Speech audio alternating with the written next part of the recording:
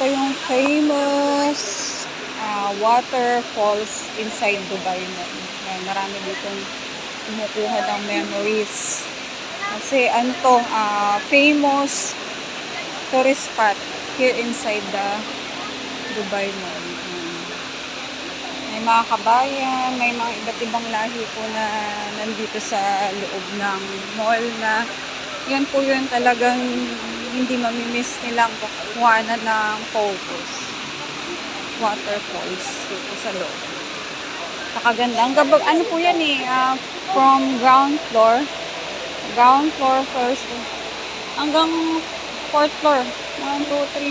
So, ganun siya kataas. So, ang ganda.